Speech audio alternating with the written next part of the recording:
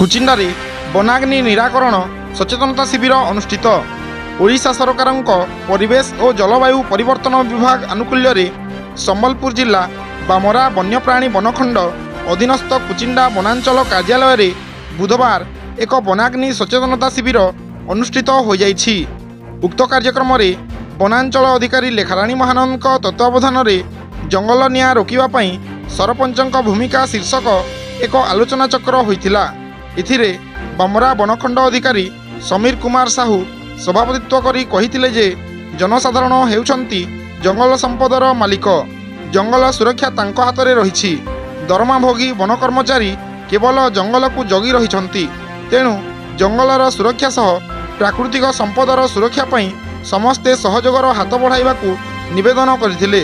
କାର୍ଯ୍ୟକ୍ରମରେ ପଞ୍ଚାୟତିରାଜ ମନ୍ତ୍ରୀଙ୍କ ପ୍ରତିନିଧି ତଥା ଭାଜପା ନେତା ସୁଶୀଲ କର ମୁଖ୍ୟ ଅତିଥି ଭାବେ ଯୋଗ ଦେଇଥିବା ବେଳେ କୁଚିଣ୍ଡା ଉପଜିଲ୍ଲାପାଳ ଡକ୍ଟର ଗୌରବମୟ ପ୍ରଧାନ ମୁଖ୍ୟ ବକ୍ତା ଏବଂ ସମ୍ମାନିତ ଅତିଥି ଭାବେ କୁଚିଣ୍ଡା ତହସିଲଦାର ମିତାଲି ମଧୁସ୍ମିତା ଦଲେଇ, କୁଚିଣ୍ଡା ଅଗ୍ନିଶମ କେନ୍ଦ୍ରର କେନ୍ଦ୍ରାଧିକାରୀ ଜୀବନ ପ୍ରତାପ ପ୍ରଭୁ ପ୍ରମୁଖ ଯୋଗଦେଇ ଜଙ୍ଗଲ ସୁରକ୍ଷା ସହିତ ପ୍ରାକୃତିକ ସମ୍ପଦର ସୁରକ୍ଷା ଦିଗରେ ଆଲୋକପାତ କରିଥିଲେ। ଆମର ବାମରା ବନ୍ୟପ୍ରାଣୀ ବନଖଣ୍ଡ ଏ ତ ପ୍ରାୟତଃ ଜଣେ ଆଦିବାସୀ ଅଧ୍ୟୁଷିତ ଅଞ୍ଚଳ। या भितर दुईटी अभयारण्य रही, बडरमा अभयारण्य, खलासुणी अभयारण्य रही।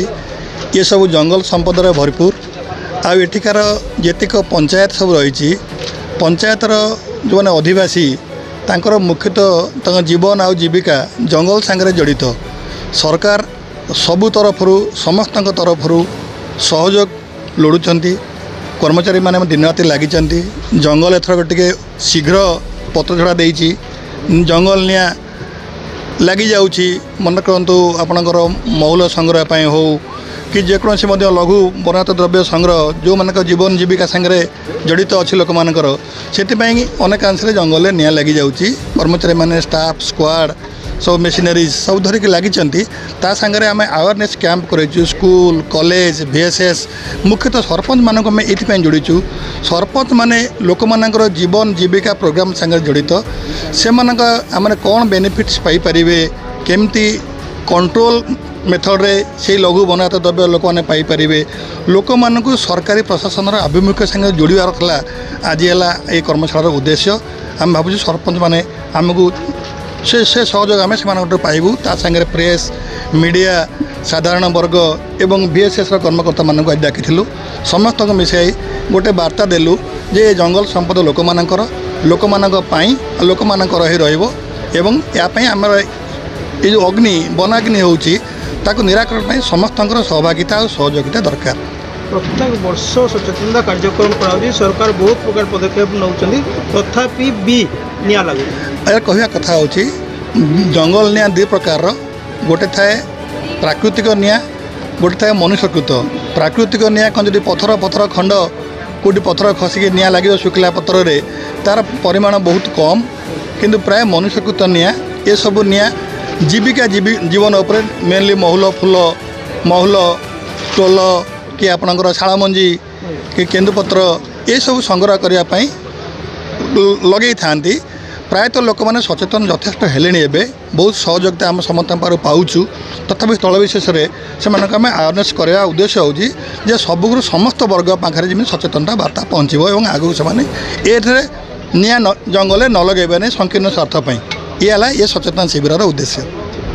मोर ना धनुर्जय नायक मु सालेवाड़ी ग्राम पंचायत सरपंच मु लोक मानू अवेयरनेस सचेतन भी करूली जे जंगल निया लागले जंगलटा फरेस्ट वाला नुहे लोकंकर जेहेतु जंगल नु आम सब किछि पाऊँ। जंगल पोड़ाला परे जेन अंगारकाम्ल धुआं आउछे से देह पक्षे क्षतिकारक एवं जंगलटा पोड़ला परे वन्य जंतु जेते अछन किछि वन्य जंतु मरी भी जाऊछन जेन कि हाथी के गुदगुदा ना देखबार लगी मिली जेहेतु जंगलटा पोड़ी बोले हाथी प्रत्येक गाँ ने पशे गाँ लोकंर क्षति करेंगे से प्रकार भी मैं सचेतन करछे जे प्रत्येक गाँ ने अवेयरनेस प्रोग्रामटा आटिके एडभांस में सचेतन करते भल होता जेहेतु प्रत्येक गाँ लोग सचेतन हेले भल होगा बोली मोर आशा भी अच्छे।